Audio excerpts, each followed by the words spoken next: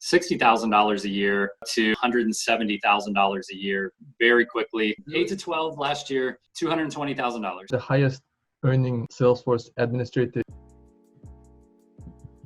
Hello, Brad. Nice to meet you. Nice to see you. Thank you for joining my channel. Absolutely. Thanks for having me on. I am happy to be here and thrilled to talk to your audience about, some Salesforce knowledge we can share. You're not only an exceptional professional, but you use that talent to achieve something that many people like me have never even thought about.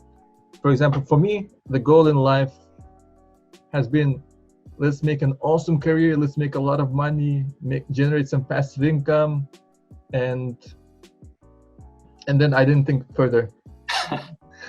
Yeah, well, that's excellent. And I think that's a lot of people. And I think that's going to be a lot of people listening today are people who are exactly like you and exactly like I was just a few years ago, where it's make as much money as possible, even if you have to work, more than 40 hours a week, and build this career and climb the ladder and get the nicest title you can get and see where that takes you, because that's the dream, right?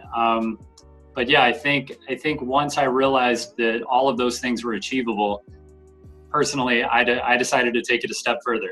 That's what I want to talk about, the next steps. Yeah, because a lot of Salesforce professionals out there, a lot of the Salesforce developers are in that strong 6-figure salary. We have a nice 9-to-5 job, and we're now just trying to get that extra certification, maybe get that promotion, maybe go to that better company, like maybe from a smaller company or from Accenture. Let's try to get into Google, Facebook, and then once you're there, I don't know what's beyond, but that's like the ladder, the Salesforce ladder that many people are striving to climb. Yeah, I think that's right. And I think those are all very, those are good goals, and those are great things to be passionate about. And it's, in my opinion, it's never a bad thing to, be serious about your work and serious about, the work that you do for the companies you work for. And climbing that ladder is just part of that. But to me, as you know, from our conversations prior to this, there is so much more, and there is life outside of work. And there are goals that you can have outside of work, and everything doesn't have to be about the next certification and the next promotion, or how cool is the company name that you work for, or how amazing is that title that you've achieved. And I think those goals are so easy for us to see, because that's what everyone does. And it's so easy to know that working for Google and making over $100,000 is such an easy goal that everyone thinks is part of that big dream. And it is, and it's an amazing dream. But once you get there, or once you realize it's achievable, then what's next? And for me, it was having goals outside of Salesforce and having goals outside of my career. And most of those goals involve spending quality time with my family and, most notably with my daughter. So she is definitely my passion in life. And I know a lot of people say that their kids are their passion in life and work comes second. But when you talk about the lifestyle you've mentioned, and that's climbing this ladder and working way over 40 hours a week, and then working on the side to train and get more and more certifications, you begin to see the picture a little more clearly when you step back, and it sort of points towards what is the priority. And is the priority work, or is the priority your kids and your life and your family and things like that? A lot of us are looking at climbing that corporate ladder, going from that like 120 to 140 to 160 and on and on and until you retire. I don't know what the income level is when you're 50, but just let's get up more. Another 20,000 this year, another 30,000. But you took an elevator while we were climbing stairs, and you took an approach that did not compromise on your earning, and you have some strong numbers to show for it. You don't have to compromise on your family income while you can still enjoy the time with your family. So let's talk about the numbers. So you've been an independent consultant for how many years? I've been independent consulting for right at 5 years now. 5 years now, okay. when you started being an independent consultant, what salary were you making? Yeah, so I'll say, but before I moved into doing my own thing and doing my independent consulting, I'll just jog through it really quickly. My first job right out of college, junior admin, I was making $36,000. I worked there for a year. My second job, I hopped over to a consulting firm that everyone's probably familiar with, Blue Wolf, and I made $60,000 there. I worked there for about a year. I moved on to a smaller consulting firm and got another pay raise to $75,000. So by the time I was entering my third year as a professional, I was making $75,000 at a small consulting firm. From there, I moved to another consulting firm after 2 years, and I made $120,000. So that was my career prior to going into freelance consulting. And so to answer your question, before I began freelance consulting, I was making $120,000 a year as a consultant at a major consulting firm. First of all, and that was you were 24. How old are you? I am now 31. At the time that this all began, I was 22. So at 22 years of age, you were making $120,000? No, that was 5 years ago when I stopped doing mainstream consulting and moved into independent consulting. So I would have been 26 when I was making 120 grand. That's an amazing salary for a 26-year-old. Still incredible money. Yeah, absolutely. Still, yeah. And this was 5 years ago. Like, a lot of people go to business school, they spend like almost $200,000 so they can get a salary of $120,000. Yeah, that's absolutely right. And I never dreamed I would make that much money. So yeah, I've definitely considered it a privilege to make that amount of money at any point in my life, much less at 26. So well done for achieving that milestone. Six-figure salary before you're 30. Well done. And you didn't even have a computer background. Yeah, what was your background? My background was in economics. So my goal was to be a financial advisor, and I thought that would be fun. And then it was very difficult to get a job out of college. So I started applying for anything and everything. And I had no idea what Salesforce was, but I happened to apply at a local company as the junior Salesforce administrator. And somehow luck would have it that I actually landed that job, but I had no tech background. I was more interested in finance and economics. Wow. With a humanitarian degree, you got a six-figure salary 4 years into your career. Yep, that's right. You must be the highest earning person in your class of economics. Probably pretty close to it, I would have to guess. Yeah. Well done, first of all. Now, next, the more interesting stuff comes. You made a nice six-figure salary very young, and then something happened. What is it? Yeah, so my daughter was born, I should say my wife and I were pregnant. And at the time I was making that, very comfortable six-figure salary, living in Central Florida. So things are not that expensive here, fairly low cost of living. And we were saving plenty of money, and we realized that we were pregnant. And I made the realization as it was getting closer to my daughter actually being born, that my schedule just wasn't going to work if I was going to be spending any time with her. And I realized that I was at work and I was working remote. So I had no commute. There was no getting ready and, all that kind of stuff. But I was sitting down at my desk at 8:00 and I was working, coming down for lunch for maybe an hour and then going back to work until 5 or 6 o'clock.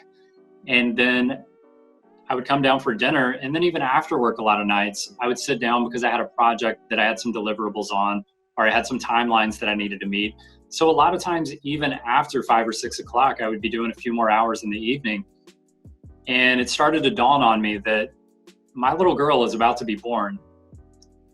And I'm going to be sitting upstairs at my computer while she is growing up.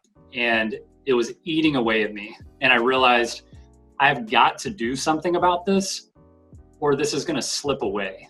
And at least I had the realization, and I was listening to those people talk to me. And it was, people like my parents and these random strangers you would see at Target. And they're saying, she's going to grow up so fast. And I think I was lucky enough to have listened to them. And I said, you know what? She is going to grow up so fast. And I cannot miss this opportunity. So at that moment, we realized that we had a lot of disposable income and that we didn't need to drive big fancy cars. We didn't need to eat out all the time.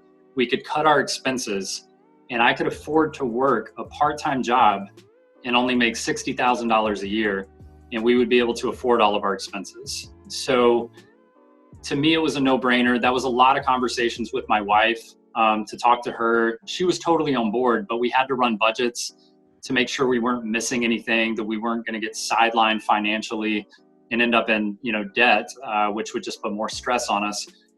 So we cut our expenses and everything worked out okay.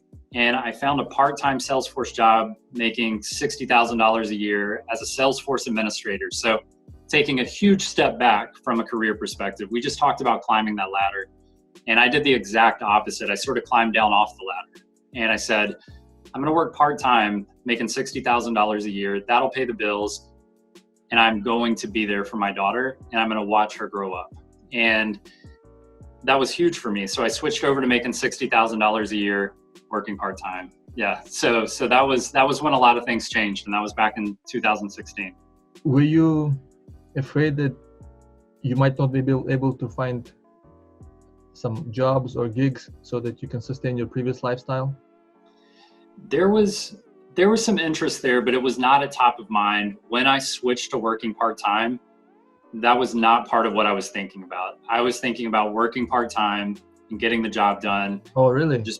Being there with my daughter. I was not concerned about picking up additional clients or anything like that. That sort of unfolded over time. Okay. So the way that it happened was I picked up this part-time job and I made half as much money, and I was there for my daughter, and life was good. And honestly, work felt like a hobby. I did have some concern that I might lose some of my skills, that I might, if I'm not keeping up with the latest certifications and the latest release notes, and I don't have a client that's challenging me, then I might lose some of my polish as a Salesforce professional. But it turns out that didn't happen, because I realized that I could get this part-time job done. Again, keep in mind, this job is fully remote, so I'm working from home. And they're sending me emails in the morning from 8 o'clock in the morning until about 12 o'clock in the afternoon. And so I'm working the schedule and I'm getting bored. And I'm realizing that I'm getting all of the work they need done. And they're basically saying, hey, Brad, we don't have anything for you right now. Just stay in front of your email, keep your phone on you, and we will let you know as soon as we have something. So I was doing everything in their system. I was auditing it. I was cleaning up the workflows and process builders. I was doing field analysis to make sure they didn't have any fields that were going unused, and just going through all the metadata and just making sure that it was all cleaned up, because I was basically making my own work at that point. So I'm in this rhythm. I'm working 8 to 12. And what I realize is I still have to be available for them. I still have to keep an eye on emails. I still have to be in front of my phone in case they call, but I have a lot of downtime during that period. So why not pick up another client?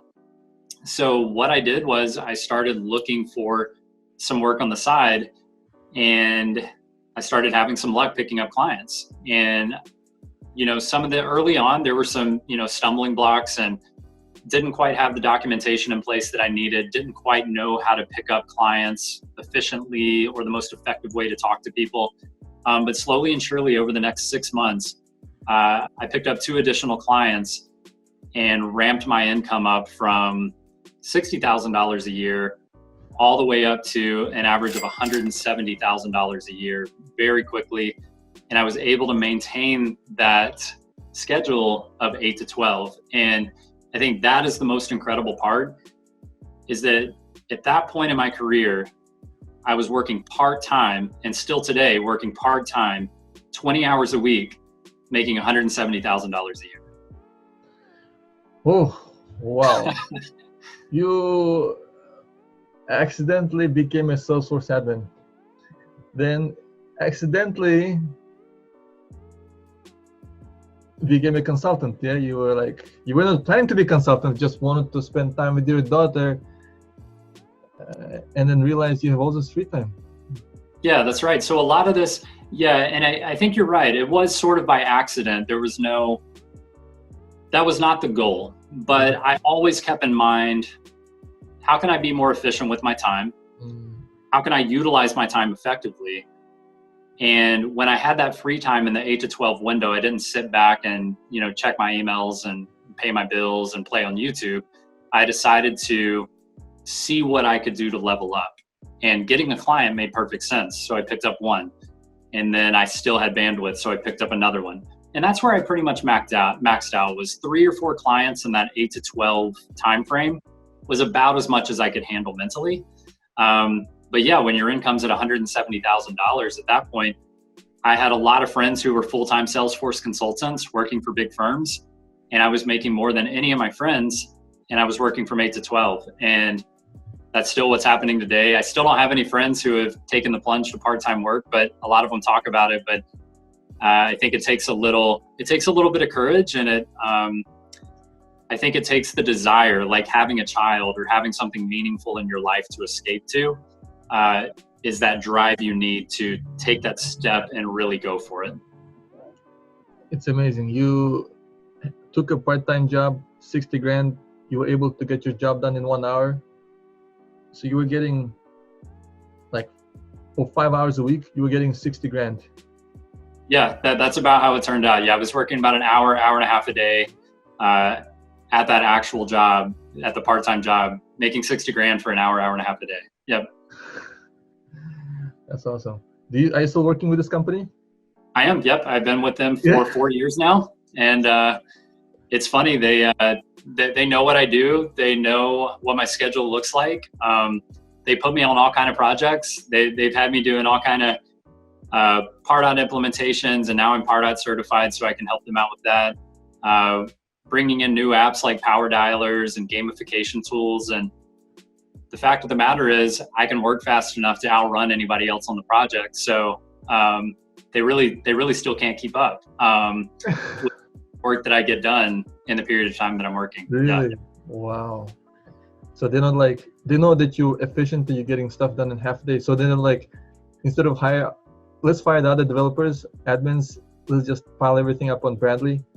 Well, at the end of the day, it's those guys, they could care less what I'm up to, right?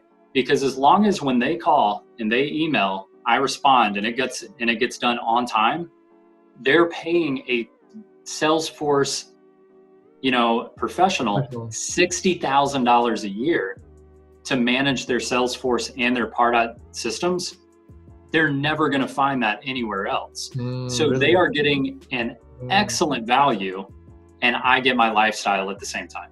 That's true. Because other people will want to work full time, right? And they would want that's right. And they're not going to want $60,000 a year. Whoever you can hire for $60,000 a year is probably not going to be the best resource in the world. That's true. Yeah. And do they raise your salary every year? It's funny. So going back to the way that I make lifestyle plays, when I first started for them, I was in the office 3 days a week. And I was working from 8 o'clock until 1 o'clock. That was my schedule. It was 5 hours a day. The first year, instead of asking for a raise, I asked to not have to come into the office at all. The second year, instead of asking for a raise, I asked to only work from 8 o'clock until 12 o'clock instead of from 8 o'clock to 1 o'clock.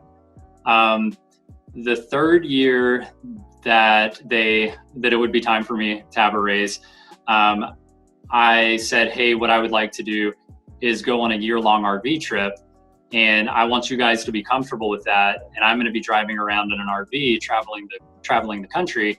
And there may be some days where I don't have cell reception. There may be some days where, I can't communicate with you the way you're used to. But I promise you, I'm going to get the work done and I'm going to be responsive. It just may be a little, less communicative than we're used to. And so every year I have sacrificed a raise for more freedom. Wow, that's creativity. That's ingeniousness. That's right. And I try to tell people that when you're at a job and it's time for a raise, there that is one lever. Money is one lever. There are multiple levers you can pull. One of those could be more time from home, less than 40 hours a week, less responsibility and more time doing the things you enjoy, or you could ask for more money. So it's up to you if you want to make more money or if you want to make a change in your lifestyle to bring more joy to your life. And that's really the decision you're making every single time. Wow. And that strategy works better with smaller companies because they're much more sensitive to saving $2,000 or $3,000 or $5,000. They're much more sensitive to that than if you're working for like an Accenture or a Google. They're going to go $3,000 or $4,000. I don't care. Sit in the chair from 8 to 5 and get the job done.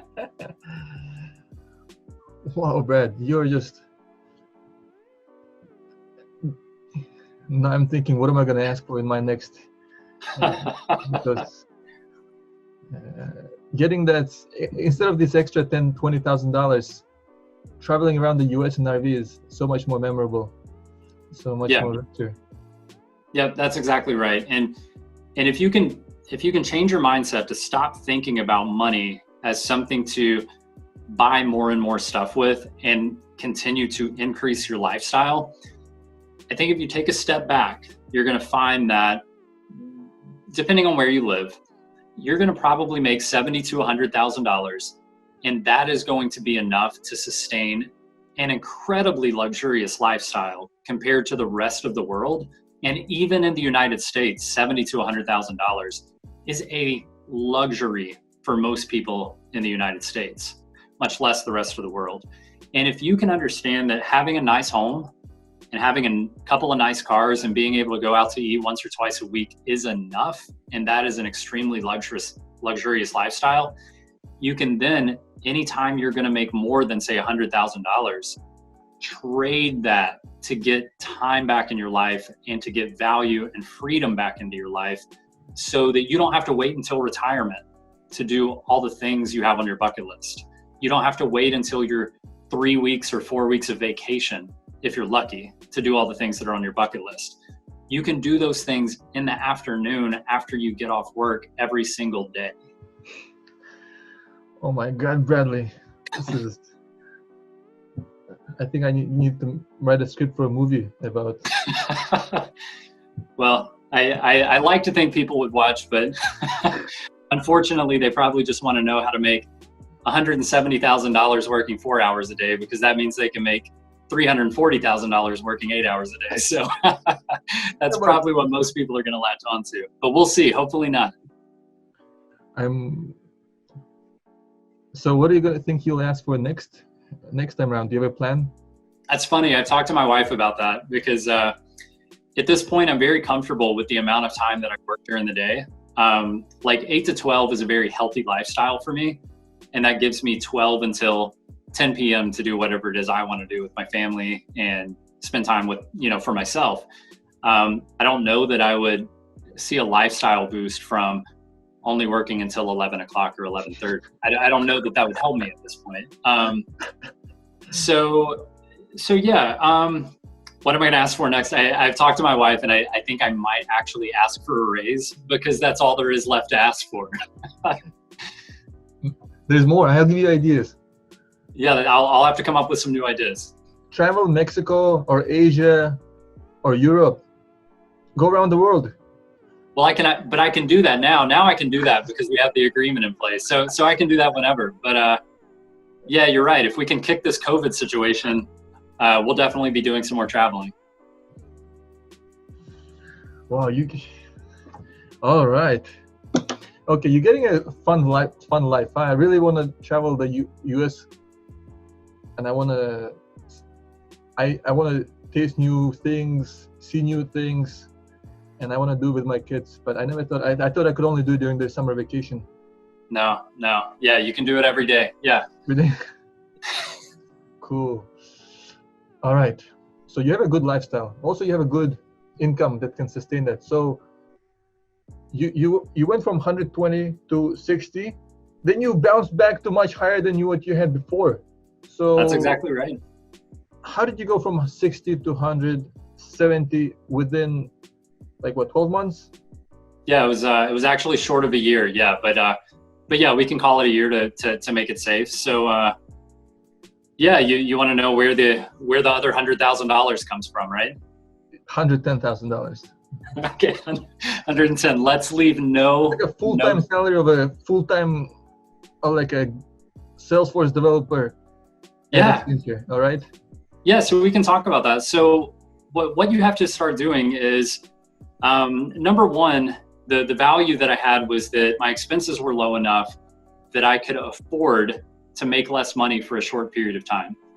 Now, you can do the exact same play that I made working full-time, but it just means you're going to be working 40 hours a week, and then you're going to have to pick up a client in addition to that. So you may have to work 50 hours a week for a little while in order to create your structure for your business and create that recurring revenue for your business. And when I say your business, that's your freelance consulting that is not part of your 40-hour-a-week job. Because the whole point in making this lifestyle play is not having the 40-hour-a-week job. So you can always talk to your current employer, try to work less hours, whatever it is, but chances are for most people, you're going to have to leave your current employer in order to grab hold of this lifestyle you're looking for. So that might mean taking the exact same route I took and finding a part-time job as a Salesforce professional. But you can sort of help yourself by, while you're at your full-time job, go ahead and pick up a client on the side, and that might make you an extra $40,000 a year. And then you can drop to then making $70,000 or $60,000 a year at a part-time job, but you still make $100,000 because of your client. Now, some people might be asking, okay, tell me about how you find this client that's going to pay you $40,000 a year on the side.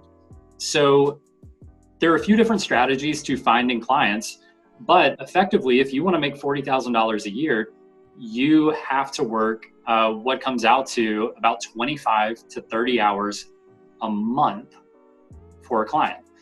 And that's making a very reasonable consulting rate, which for me is now $130. But if you want to make about $40,000 a year, that's going to be about $110 an hour for 30 hours a month. And that will get you an additional $40,000 a year at that rate.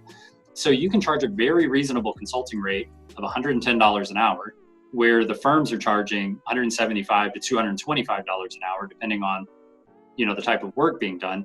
And you're going to come in under the firms every time. Even small consulting firms, you're going to come in under them at $110 an hour. You're going to get that business as long as you know what you're doing. And if you can just find $110, 30 hours of work a month at $110, you're going to add $40,000. If you can then add, that's only 7 hours a week. So if you can then add another 30 hours of consulting services, then now you're working 14 hours a week and making $80,000. If you can then add another 7, now you're only working 21 hours a week, very similar to me, and you're making $120,000 with very simple numbers like that. Now, the amazing thing that comes into play is, this may be going a little far for this entry conversation, but it's what's called a managed services agreement in the Salesforce ecosystem. And a managed services agreement is where a company pays you a set number of hours. So I currently have a managed services agreement with a company for 30 hours a month for $130 an hour. So that's right at $4,000 a month. So at $4,000 a month, that's almost $50,000 a year. We're coming up on that 45, 48, somewhere in there. And they have me on reserve for 30 hours a month. Now, the amazing thing is, for the first few months when you have a managed services package, they're going to use you. They're going to use you for every single hour that they have you. But what's eventually going to happen is they're going to get preoccupied with other things. They're going to have other big projects come up in the company. They're going to have other priorities where they're hiring people, or the company's not doing well, or the company's doing really well, so they're expanding. And all these changes happen inside the company. And you'll start watching those hours where they only utilize 25 hours a month, or 20 hours a month, or 15 hours a month, but you still get paid for the entire agreement. So I have had months where they have me on the hook for 30 hours, and I've gotten 2 emails. and they pay me $4,000 to answer 2 emails that month. And I've had months where it gets crazy, but the thing is, if they go over your 30 hours, there's an overage fee. If they come under the 30 hours, there is no remediation from your side. You just get paid. So I would strongly advise, that's what I've done. And it took time to get here, right? It took, now I'm 5 years into this, and I have, 2 of these managed services agreements plus my part-time job. And that's what's bringing me, you'll see, actually in 2019, I ended up making, somewhere in the ballpark of around $220,000 in 2019. And that's because I'm slowly getting better and better at this. And I'm still working the 8 to 12 job. And the income is slowly rising because I'm getting better at picking clients, charging the proper rate, and continuing to design my life to make more money without working anymore. Wait, you made $220,000 in 2019, working from 8 till 12? 12.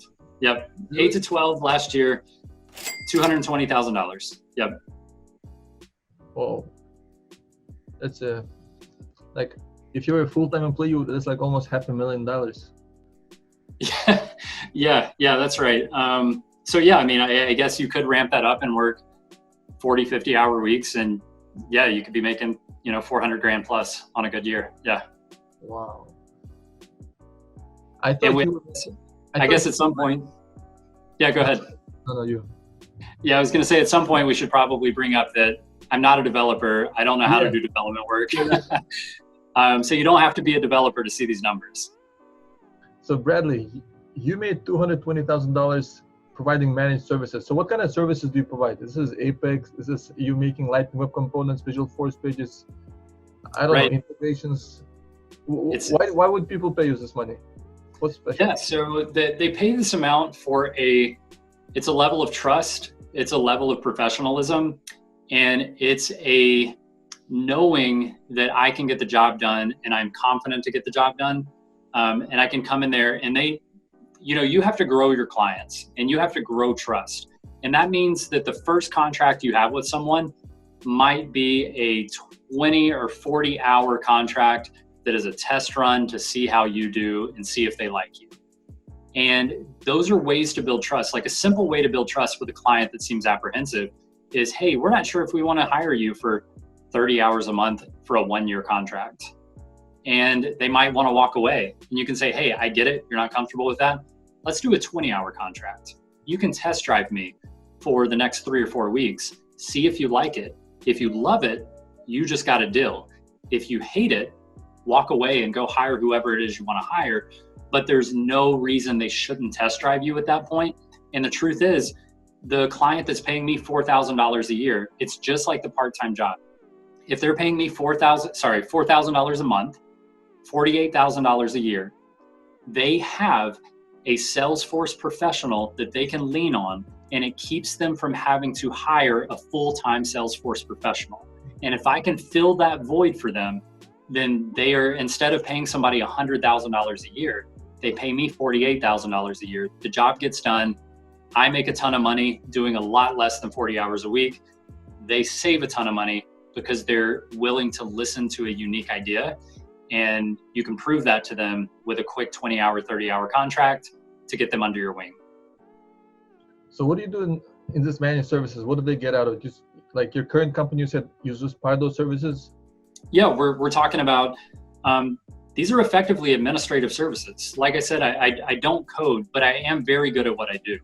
So I've been doing this for 10 years now, and I've worked in consulting firms. I've managed my own consulting company now, and I'm very confident and very comfortable with what I do. I know when to say no. I know when things are not possible, and I can deliver. So but really, in a nutshell, we're talking about creating new users, deactivating a user when they leave the company, transferring records to someone else when somebody leaves and they had 100 opportunities in their name. Let's get them over to another sales rep. We're talking about doing data loads when the marketing team goes to a trade show and they get a list of leads and we need to load them into the system. Managing third-party apps from the app exchange, whether that's a power dialer, gamification, e-signature tools, all those types of things that you get very familiar with over time. being in the Salesforce ecosystem. And so then I currently have moved into sort of a Pardot role, but the truth is Pardot is very similar to Salesforce in a lot of ways. You have data that things change and you want to trigger some type of automation to happen. You already do that stuff with workflows and process builder. So it's the exact same thing inside of Pardot. It's just a database that's housing data, and you want to fire automations off of it. It's all the same stuff. And all you're doing is syncing that information to Salesforce to make it all talk to each other. But that's through a standard point and click connector that you just tell it which fields to map and tell it when to sync and all this stuff. So it's really standard administrative functions with a lot of polish. Yeah. So how much code do you write? No code at all. So I will say that I've written some pretty complex if statements and some formula fields. So if that counts as code, I've written some code, but I don't believe it counts as code. So Apex or JavaScript? No Apex or JavaScript. We could probably record a funny video of me trying to take like a Apex practice exam or something like that and show you just how horrible I am at it. I get the concepts. Like I get that there are classes and triggers and, that you build those in a sandbox and you move them over to production in a change set. I get that there are test classes to make sure the code passes coverage or code coverage. I get that, developers have to do different things with visual force pages, but that's where I lose it. Like, I know a visual force page is like based on a parent class or something like that, but you can already hear the way I'm talking about it. There is a disconnect. Like, I don't fully understand how it works, and I can absolutely not even try to write code or update code or anything like that. You must be the highest earning Salesforce administrator in the world. I think it's possible. I don't know if anyone even comes close. It's like the size of Amazon and then like a huge gap. And then yeah. Well, I think there came this point where I decided that I didn't enjoy the thought of coding because I saw developers being asked by clients to deliver the world. And it was like, I remember one project a guy was on, and it was one of my friends, and he was like, yeah, man, they've got this device and they surgically implant it inside of someone's knee. And then there's going to be some type of communication that does, that it sends data from that device into Salesforce to say how much better this person's knee is bending or whatever. And I was like, I never want a client to be able to ask me for that. I want to be inside of this little box where if they say, we need this, specific customization, that I can say, hey, I'm not a developer. I don't know how to do that. You're going to want to hire a developer to come in and do that specific because I'm not your guy. And I love being able to stay inside of that box. So last year you made $220,000 working 8:30 till 12:30. I've been happy that I can work from 9 to 5, no evenings, no weekends. I never thought it's even possible to work less than that. I thought I was in a sweet spot. So that is a sweet spot. So don't think it's not, because that is a sweet spot, and you're doing a lot better than a lot of people working till 7 or 8 p.m. every night and working weekends. So that there is no shame in working 9 to 5. No, there's no shame, but I just thought. Just know that there is a different life if you choose it. Yeah. And I have screenshots of your Google Calendar, and I will prove that you don't really have anything after 12:30, 1 o'clock. It's all open. Yeah. You can show my Google Calendar, and then I think I even shared with you some shots of my tax forms from last year. So feel free to share those as well. Thank you very much, because it'll be hard for people to believe this without. Yeah. I totally understand. Yeah. This is it's like a new world. Columbus opens a new world and no one believes it until they see the. Sure. Yeah. All right. So you're doing well, earning good money, working little. Yeah. This is like and you have all this time after 12:30. What do you do with this extra time? Like, don't you get bored? Oh man. No. So I think at this point you can sort of imagine the way I think and the way my brain works. And I'm always optimizing. I'm always getting a little more efficient. I'm always thinking about how to improve. So with all of that going on inside my head, it's just that I've chosen not to work more to be more efficient or more productive. And I've chosen to decide that making an average of what I'll call $170,000, because, you know, I think like 3 years ago, I made 130K. And then this year last year I made like 220. And this year I'm on track to do like 170 again. So I think it averages to about 170,000 anyway. So that's plenty of money for me. So when I look at how I want to optimize my life and how I want to move forward, if I make more money, that's great, but that is not a goal. If I can become more efficient with my time and find even more free time, I'll go for that, because time is absolutely our most valuable resource, and it is absolutely our most limited resource. Because there could be people watching your channel right now saying, this guy makes $170,000 a year. I made $100,000 last month, and they will laugh at making $170,000 a year. There are people who make millions of dollars a year.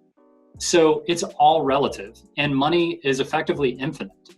And I know it's hard for some of us to see that, you know, if you're making $40,000 a year at your, 40-hour a week job, it's hard to understand that money is infinite, and you can make more and more and more and more. And you can work as an 80-hour a week consultant, and you can go work at Google, and you can make $1 million a year, and people will still make way more than you. And you are never going to get to the top of any imaginary ladder. You're still going to be way at the bottom because you don't make $1 billion a year. So it's all relative, and none of it matters at some point if you're not enjoying your life. If you can make $1 million a year and enjoy yourself, go do it. But if you're making $1 million a year and you're not enjoying yourself, why not make $70,000 and actually enjoy your life? So it's all about perspective. So I'm actually going to answer your question, and that is, what do I do with the rest of my day? So we've talked about, I now have a 3-year-old. I'm still there for her day in and day out. That priority has not changed. So a lot of my life has to do with making sure that I practice what I preach, and that I stay aligned with who I say I am and who I want to be. And that is a person who is spending all of their free time with their kid. And until she tells me, hey, Dad, leave me alone, which is probably going to happen when she's, 10 or 12 years old, she's going to start saying, get out of my room. And, I don't want you to, be, playing at the park with me. I want to play by myself, or I want to play with my friends, and I don't want you right beside me. But until that day comes, I'm going to be right beside her. Because I know that if I look up and she's 18 and she's going to college or whatever she chooses to do with her life, and she's leaving my house, I want to make sure that I have no regret about the 18 years that I spent with her. And that is more important than anything that this life could throw my way. I can tell you with 100% confidence, if I had to go back to making $50,000 a year, and that was the only way I could continue to work 4 hours a day, then I would make $50,000 a year and work 4 hours a day. There's nothing that I would take, as long as I can pay my bills and support my family. You can't take my daughter away from me. So that is where I'm spending my time. And yeah, I mean, I don't mean to get emotional about it, but my daughter is everything to me. And I hear a lot of people say that their kids are everything to them. And it was very important for me to prove it. And I think that's what I'm doing.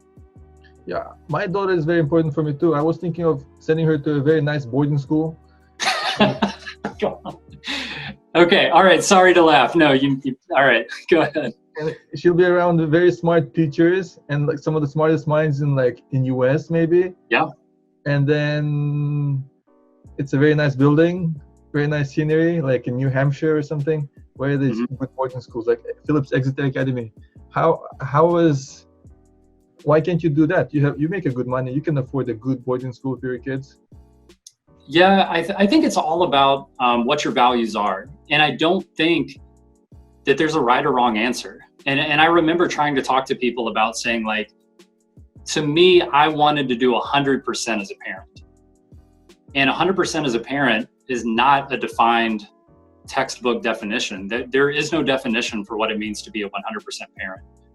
And that's going to be totally different for different people. And it's going to have a lot to do with your culture, how you grew up, how your parents raised you, and what your vision is for your children. There are people, and I have no idea what it's like, but there are people who are working just to get their children to a place like the United States or another developed country to create a better life. And that is way beyond spending time with them. They're giving up their child for the future of their family. And that sacrifice, I cannot imagine. And I know how privileged I am to be in the position I am to make the choices that I get to make, because it doesn't have to be this way.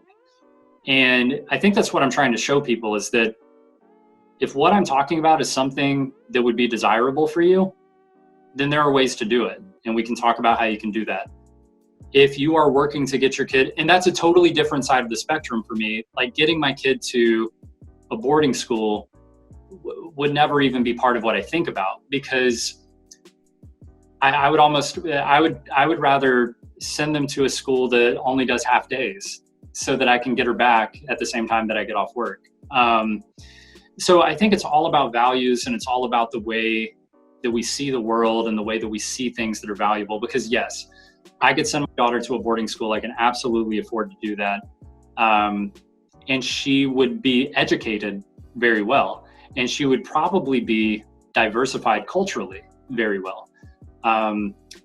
However, I guess at this point in my life, that's not where I value it. But the beauty of my lifestyle is that if I were to choose to do that, I can.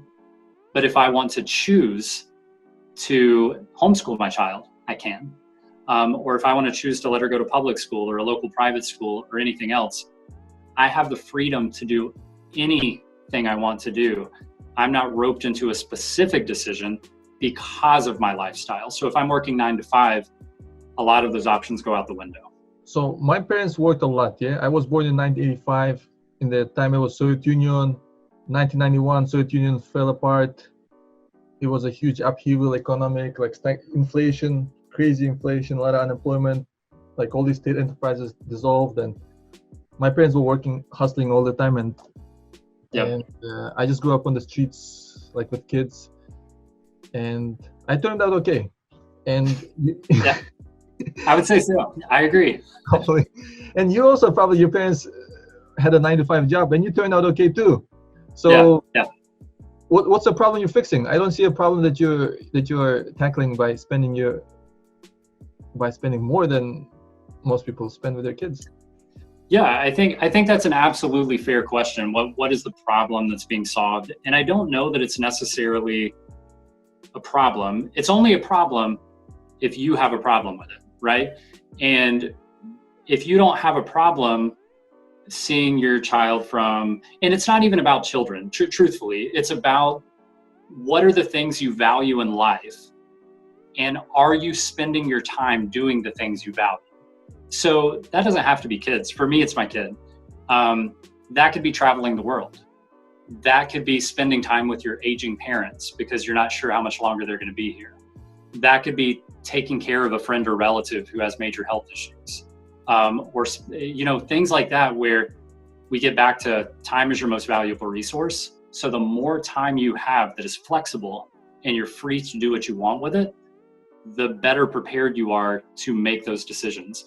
So if for you're saying, I wish I had more time with my children, then it makes sense to go the path I've gone. If you say, I wish I had more time to travel, it makes sense to go the path that I've gone. If you find yourself saying, I wish I had more time for anything, it makes sense to go this path. I see. If you're saying, I wish I worked more, then you probably want to stick to where you're headed and keep climbing the ladder. Got it. Yeah, I wish I was doing a couple of different things, like traveling. I love traveling. Right. I used to live in Europe, Czech Republic for 9 years. I lived in Canada for 4 years, lived in Mexico for 2 months, China for 2 months, and I want to continue traveling full time, and I don't want to Yeah. travel just in the summers or like when my 4 weeks is available, but I want to travel in an Yeah. RV also, and just Yeah, that sounds excellent. Yeah, and I think a lot of that, I know a lot of people have that itch to travel. For me, it's not so much internationally, but that's because of the way I grew up. I grew up in West Georgia, very rural. I had, Great Depression grandparents. So my parents grew up very poor, but clearly I nothing compared to the way the what you've described. But they made something for themselves. They went to college, and they were very privileged to even be able to go to college and do a lot of those things. And then I just sort of stepped up on that stepping stone and said, my family is so privileged to be where they are today. I'm not going to sit here and just do exactly what they did because I've got it made. I'm going to try to push a little bit further and see if we can't make this thing a little bit more optimized to give my daughter an even better future. And by better future, and I think this goes back to what you were saying about sending your daughter, or I'm not sure, your child to boarding school, is how you see giving them a better future. And I think that's what's important. And that's how you envision giving them a better future. For me, it's not so much about giving her a better future, other than making sure that she has options. I want to prepare her to be in a position that she has any option that she wants to take at any point in her life. So that's sort of what I want to get her to, that I want to go to college. I don't want to go to college. I want to go be in the Coast Guard. I want to go travel the world and help with some, whatever it is. I want to clean the plastic out of the oceans in the Pacific, or whatever it is. And those things may not generate a lot of income, but she's going to have the freedom to do whatever it is she has a passion for, because we've given her that ability.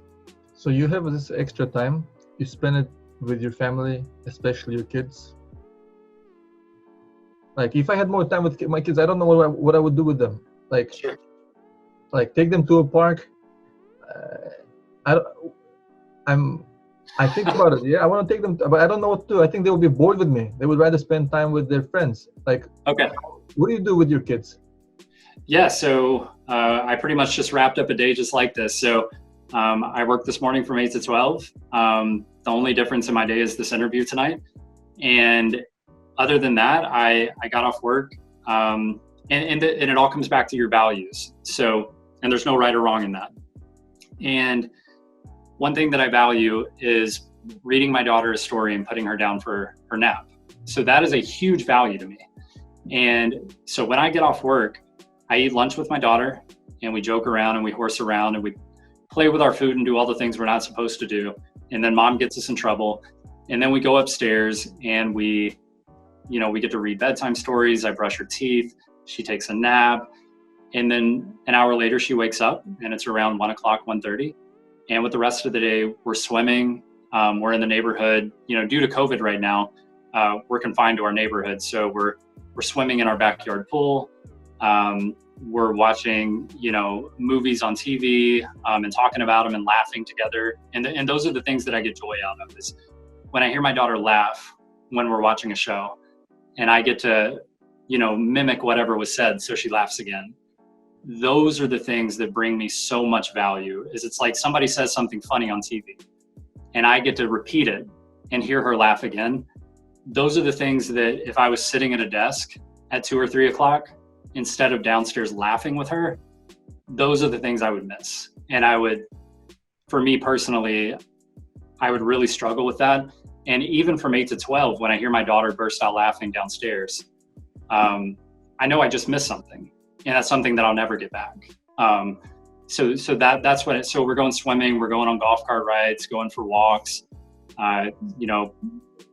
doing anything, playing with the dog in the backyard, all these things. And we are just building this bond and we're building these memories. And when she turns 18, or hopefully 18, it could be 12 that she walks away from me, that life's over. That life is completely over. She is gone forever. Into her own world, into her own adulthood. And I don't get that time anymore. So I want to make sure I get it right now, because I've got the rest of my life to do what I want to do. I've got from age 18 to the rest of forever to do all the things that I personally want to do. but I have an extremely limited amount of time with her in my home with me. Wow. So you need perspective. It's very perspective. I thought I was spending enough time with my kids. Now it makes me think. Am I spending No, don't. And it's all about what you value, right? So and again, if you're sitting at work saying, I wish I was spending time with my kids, you know that's a value that you want to shift into. If that's not a thought that's constantly going through your head, then clearly you are giving your kids what they need and you are getting from your kids what you need. So it's all about finding your values and getting that perspective. You came up with an interesting number. You said if you since you spend since you work part-time 8 to 12, you get extra. Can you talk about this number, like extra 3.5 years? Yeah. So right. So I put together this diagram because I used to do, again, used to is pre-COVID, I would go to these conferences for people interested in financial independence. And we were talking about lifestyle design and how you can create a lifestyle that meets your needs today, because a lot of the financial independence people talk about retiring early. And that's typically thought of as retiring before 50, sometimes before 40. And a lot of their drive to retire early is to do all the things that they want to do and they can't do now. And so a lot of the things I talk about are stop thinking so much about retirement and start designing a life that allows you to do all those things you wish you were doing today. Start designing the life that you don't have to retire. You can start doing all the things you want to do right now today. So part of that is designing a life where you don't work 8 hours a day.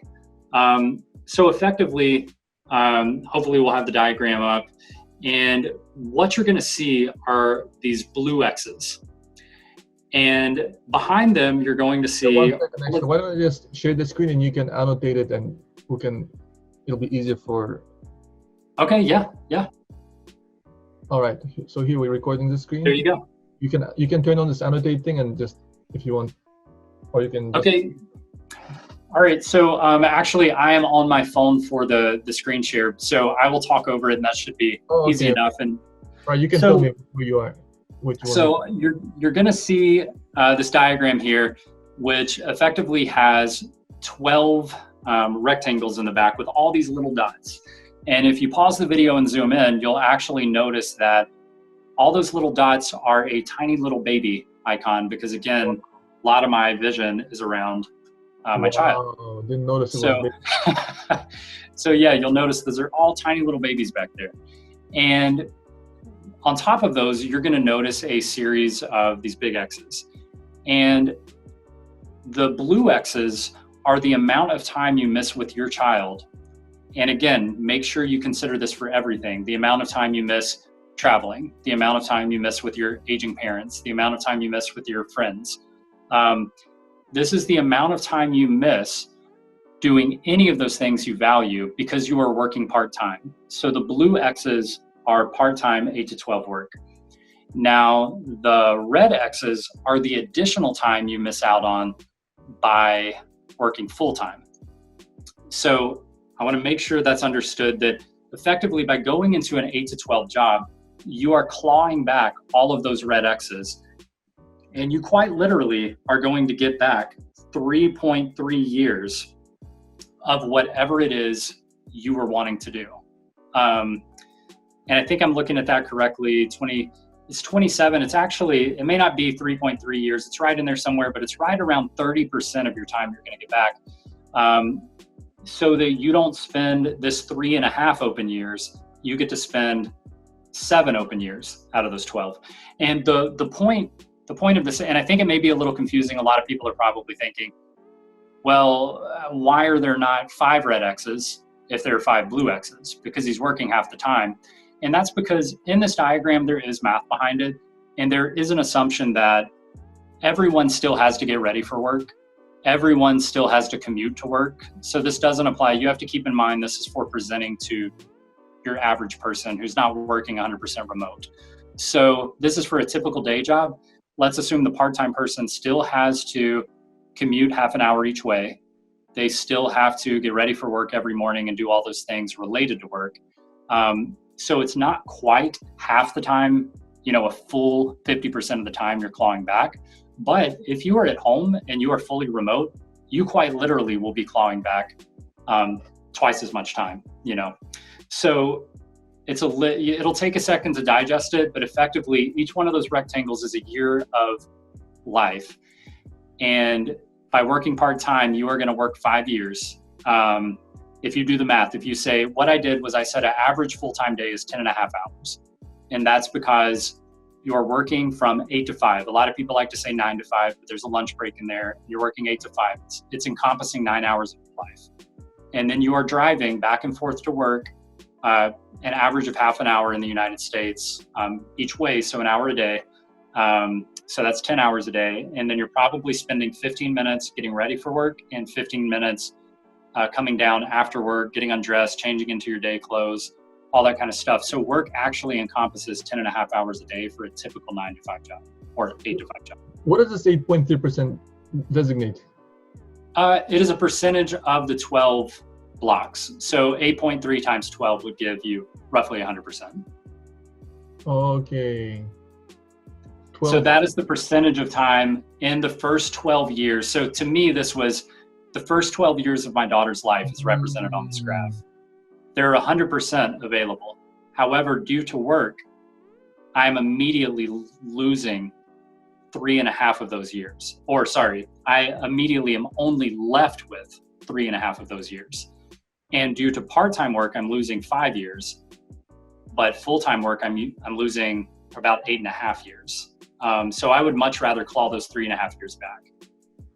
Wow. So that's a lot to digest. Probably want to, pause the video now and take a look at the diagram and sort of think over and process that. Because there's a lot to take in there. Yeah, maybe I will add a link to some website that explains this more, maybe some video. Yep. All right. So I want to live a life like this so I can spend more time with my family, so I can travel the world. I want to go back to my home country. How do I find my first customer? So can you give quick tips of how should I find my first customer? Should I look on UpWork? Should I, how do you do it? What's your best advice? Yeah, so I've got, we haven't talked much, but I actually have a course that goes through all of this in detail, but I am absolutely open to giving quick tips about how all of this works. So getting your first client, my number one strategy for people who are starting out is to do volunteer projects. And the reason I recommend volunteer projects is because they are easy for beginners to get. Because if you're making $120,000 a year, you're probably not off doing volunteer projects. So there's a lot of room in the game for beginners to get in and be able to do the volunteer work. But if you are making $120,000 a year, you are absolutely going to be able to get volunteer projects. And it seems counterintuitive. Why would I do volunteer work if I want to make more money and have side clients? And this is why. I have worked in my history, I believe, right at about 6 volunteer projects. And I've done those over a period of time. Even when I was making great money, I did volunteer projects. And what happens is, it's this odd thing, and you're only going to know about it if you do volunteer work, is that if you come in and you do a good job, and what you want to do is you want to sign up for a volunteer project, but you limit it. You say, I'm going to do 5 hours a week for you for the next 4 weeks. Or I'm going to do a Salesforce Classic to Lightning conversion for you. But that's all. Or I'm going to build the specific set of requirements that you have into Salesforce. You box your requirements in. And what that does is, at the end of that volunteer project, that client is going to be going, okay, we're all done. And you're going to be saying, hey, I really enjoyed working with you. I would love to continue working with you, but we've reached the end of this volunteer project. So at this point, if you would like for me to continue working with the company, which I would love to do, I'm actually going to need to start charging my nonprofit rate, which is, now pick a price. And typically nonprofit rates are somewhere in the ballpark of $60 to $80 an hour. You could go all the way up to, even $90 an hour, but I would say $60 to $80 an hour for nonprofit work is pretty typical. And at that point, you have picked up a client. And if they might say, no thanks, we're just going to figure this thing out. But 3 months from now, if they're struggling, guess who they're going to come to? The person they know and trust, you. Or they might right away say, hey, this has been awesome, and we have these other requirements that we would like to get done. Let's go ahead and get started on them. We are happy to pay you because you are clearly valuable. So that is an easy, quick tip for even people with who are beginners in the Salesforce world with maybe a few months of experience and admin certification. They can go get volunteer work and start picking up clients on the side. But can they just find other volunteers after you finish up your gig with them and just keep on this cycle of free labor? Why would they can? They can, but the thing is, it is so hard. And if you talk to the people who are looking for volunteers, anybody and everybody applies for these volunteer projects. People with no certifications, people who barely know what Salesforce is, people from across the world, pick a country. They may not barely even speak English and they want to help with a company that's in the United States. And they have to go through 10, 20, 30 interviews to pray they find the right person. And then they finally found you, and you got the job done, and you understood their requirements, and you implemented them successfully. You trained them properly. They are never going to want to go back to interviewing 20 people for the job. They would much rather spend $1,000 for 12 hours of work and avoid the hassle. They would much rather do that every single time. And that's the same for a lot of people. You know, I mentioned earlier, when you're trying to find a client, you can also give them like another tip that I have is like, I'll go look for jobs. I've done this in the past. I'll go look for jobs where they're hiring for a full-time person, and I'll apply for the job. And when they call back, I don't want to waste their time. So as soon as they call back, I say, hey, I did put in my application. I'm actually looking to do this as a part-time role. And they're going to be sort of like taken aback, and they're going to go, wait, what? You want to do this as a part-time role? This is a full-time job. And you're going to go, hey, let me tell you why I can get this thing done in half the time. And let me show you how I can get this thing done in half the time. Let's do a 2-week contract. I'm going to do 20 hours a week for you for the next 2 weeks. And I'll give you this cheap rate, $50 an hour. And I'm going to prove to you what I can do in 20 hours a week for the next 2 weeks. And if you hate the work, then keep hiring people, keep interviewing people, and keep with your hiring process. You didn't lose any. If you love me, you just got a resource for half the cost who's going to work half the time, but they're going to get the whole job done. So you just won, I just won, and everybody's a winner. So why wouldn't they go that route? It's a tactic you can use when you're looking for a part-time job, when you're looking for freelance work. How can you find the people who need help with Salesforce? Just go on the job boards. Those are people literally asking for someone to come work full-time for them and do a Salesforce job. Not everyone's going to be interested, but I can pretty well guarantee you if you pitch that to 5 people, you're going to move forward with them, and then you're at least going to get a couple of those 2-week contracts.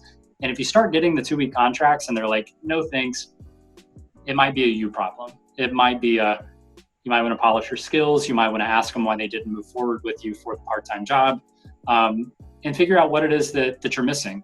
But I can guarantee you that when you talk to companies and they have a budget, and they have a budget for $100,000 person, and you say, I'll do it for $60,000. They just say $40,000. That could be the boss's secretary. He could hire a secretary on top of hiring you. They could do a lot of things with $40,000 on a budget for the year. And that is forever money saved. If they use you for the next 10 years, they save $400,000. That is a lot of money saved, especially for small companies. All right, so I'm going to do that. And should I aim for smaller companies or a certain industry? How do you know which companies to go after? My advice is to do, you can look on LinkedIn, and my advice is to shoot for somewhere between, companies with 50 to 150 employees. And that is really a sweet spot for small companies that are price sensitive. You also need to know their industry. If they're government contracted companies, say for instance, they build a manufacturing company that builds engines for some type of aircraft or Navy boat or something like that, they probably are not that price sensitive because they have government funding and things like that. So they're not as concerned about saving money. If you go to a local private company, family owned, You go to a company that is headquartered in your city, but they don't have any other headquarters across the country. They are probably price sensitive, and they're probably interested in saving, tens of thousands of dollars every single year. All right. So one idea is volunteer projects. Another one is apply for companies that are looking for Salesforce admins. Yeah. So those are my top 2 tips. All right. And I know you want more, but yeah, you can check out my course, and I've got 5 tips. So you just got 2 for free. I do dive into the details as far as like what links to click, how to find volunteer opportunities. There are websites to find volunteer work. There are websites to find nonprofits in your area. So I go through every little bit of how exactly to follow that process. Awesome. Yeah, I bought your course, $100. I will. That's right. You've got all the details. It's all in the course. And so what do you think about UpWork? Do you use UpWork for finding jobs badly? So I don't use UpWork. And there are sites like UpWork, there are sites like Fiverr, and I know I've heard of a lot of, freelancers using those sites to try to generate freelance opportunities. But this is my perception, and it may be different for other people, but that seems to be sort of the bottom of the barrel as far as people are really low. If I worked for a client and they said, "Hey, Brad, we appreciate your professional proposal and statement of work that you have sent us. However, we have decided to look for someone on UpWork," that would indicate to me that they are just looking for cheap work to just get the job done and hope it's done right. And they're not really looking for a professional. So if someone is out looking for somebody trying to make a few bucks on the side, UpWork might be a place where clients are going to look. But if you want serious clients who want to do things like $50,000 a year managed services agreements, or clients who want to do $50,000 projects, and they want to bring you in on those, I doubt there are very many clients who are going to UpWork and saying, "Hey, does anybody here want to apply for a $30,000 Salesforce implementation to do for my company?" They're not. They're looking for actual consulting companies. So part of that is how do you get into the fold with the actual independent consultants? And I talk to people about, you need to stop calling yourself a freelancer. And even though I use the term a lot, I use the term freelance because that is truly what I do. It's freelance consulting. But there is a certain perception with freelancers, and it's thought of as the guy who builds the quick website, or the guy who can write a blog article for me, or whatever it is. It's thought of as sort of this cheaper alternative to paying the right price for the right product. And in the Salesforce world, you should call yourself an independent consultant. And instead, and it's the same thing as an independent freelancer, but you, instead of Salesforce freelancer, refer to yourself as a Salesforce consultant. And if you need to, call yourself an independent consultant. But the truth is, I recommend to anyone starting, on the freelance route, start your own company. It protects you. So in the United States specifically, I don't know about other countries, but in the United States, you want to go ahead and start an LLC, a limited liability corporation. You can do this in about 2 hours. Get online, Google whatever state you live in, how to start an LLC. It's totally, you don't need any help. You don't need like LegalZoom or an attorney or a lawyer or anything like that, or an accountant. You can do all this stuff yourself online. All you're doing is effectively, you're going to have a specific form you have to fill out for your LLC in your state. You're going to want to get an EIN number from the federal government's website, totally free. That's your company's social security number. And then you're going to want to name your LLC and get started as your own company. You register it with the state. Anyway, it takes a couple hours. Trust me, it's not nearly as complicated as you think, because the guy who cuts your grass, the guy who puts a new roof on your house, the guy who does the plumbing and electrical, the lady who cuts your hair, everybody, and I should say lady or guy in all of those scenarios, but all of those people have a company. So if you somehow think they're elevated way above your knowledge of how to run a business and how to start an LLC, then, I guess that puts you where you are. But all of those people have LLCs or corporations in their name. to run their companies. And that helps protect you if you accidentally totally delete all of a client's data and you can't get it back. They're going to sue you. The great thing about having an LLC is that they can only sue you for what your company owns. And when you're in tech consulting, you probably own one computer and maybe a mic or something like that. So they can sue you for your computer. And that is where it ends. It keeps them from suing you for your house, your cars, your retirement accounts, and everything else. Make sure you have an LLC. Wow. I noticed from your tax return, the name of your company, and you mentioned that you have to give a nice name. You named your company Honest IT. Why did you choose this name? Why not Bradley Consulting Salesforce Services? Why not Honest? It's that exact same perception, right? So if you're walking into a client and you're competing with a Deloitte or an Accenture, some of these big consulting firms, and they're coming in at $200 an hour, and it's a 100-hour project. They're coming in at $200 an hour. It's going to be, I don't even know what that adds up to, $20,000, something like that. So they're coming in at $20,000. And if you come in as Bradley Rice Consulting, immediately there's a perception with that. And I'm getting one guy, who knows who this guy is. I hope he's good because I'm putting in all my chips on this single individual. A company may not go for that. So you need to create a perception. And if I come in and I say, instead of saying, hey, I'm the founder of Bradley Rice Consulting, I can come in and say, hi, I'm the senior consultant at Honest IT LLC, and I would love to earn your business. Here's my proposal. We're at $130 an hour. We're going to get the same job done that those other guys are. They're charging you $20,000. I'm coming in at $13,000, and we're going to get this job done. And they may never ask, who else is on your team? Who else works at this company? It is so funny. People believe what they perceive. And that's why you'll hear perception is truth. And if they see that you are the senior consultant at Honest IT LLC, and they're looking to do a big project, as far as their perception goes, this is a legit consulting company. There's no need for them to ever know it's an independent consulting company. Bradley, you gave out so much great advice in this 1 hour. Like every single minute, boom, boom, boom.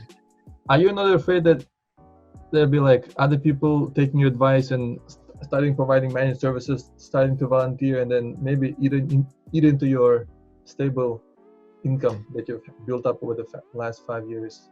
Yeah, it's a concern, but it's not a big concern. And I have a lot of friends who work in the Salesforce space, and they're like, what are you doing, man? Like, you're going to take our income, you're going to drive all of these people to be Salesforce professionals, and they're going to take our jobs, or at the very least, they're going to lower our pay because they're going to saturate the environment. And then here we're going to be left making less when you could have just been quiet about it and we would all be fine. Number one, I have no doubt that I am nowhere near this pedestal where I influence so many people that I rupture an entire industry like Salesforce. No way do I have that big of an impact. And even if I did, I would prefer to go from making $170,000 a year working part-time to making $100,000 a year working part-time, and know that I have given other people an ability to make a career for themselves, make a life for themselves, and see success. I'm happy to give back. If I were making $50,000 a year and this might make me only make $30,000 a year, I would be very scared. But I know that I can live, and anyone in the United States, maybe a few reservations there, can live a very nice lifestyle on $100,000 a year. And if I can help somebody else build a flexible lifestyle and make their $100,000 a year, then go do it. And the other thing, which is specific to me, is that I'm on track right now to retire in 6 years. So at that point, I will have the option to retire. If I want to keep working, I can keep working. If I want to stop working, I can stop, because I've saved enough money that I never need to make money again for the rest of my life. And at that point, I'll be 37 years old.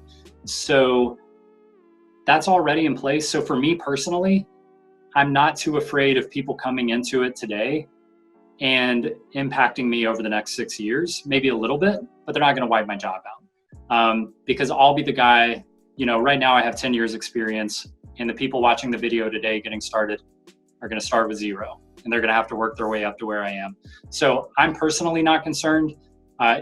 If this somehow became mainstream and everybody became aware of it, it could rupture the Salesforce environment from a pay perspective, but it's the conversation we had to start this call.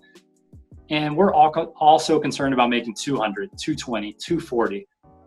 Could we not all stand to make 140, 160, 180 instead in order to help other people find this amazing career? Bradley, I want to thank you for sharing all this advice without reservations, just like you did to like a little brother, helping him grow up. Like you're not holding anything back, I think, and you're just so generous with information. Thank you so much. And I'm an immigrant to US. I came to US in 2011. I'm chasing the American dream, and I thought, wow, American dream, get a house, get a bigger house, get 2-3 houses.